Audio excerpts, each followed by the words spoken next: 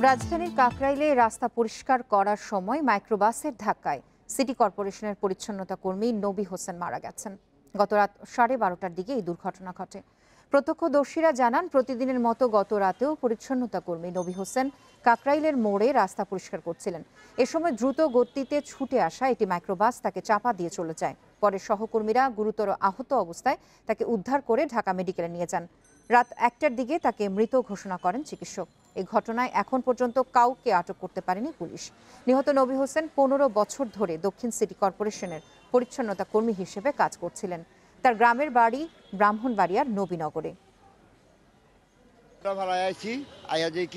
তিনজন মানুষ খারাপ দেখা যায়, কি হয়েছে যে ঝাড়ুটা নিচে পড়ে রয়েছে। এবার আমি গাড়িটা থেকে দৌড়ে গেছি, গেছে মধ্যে গায়ে কাটার মাঝখানে পড়ে রয়েছে।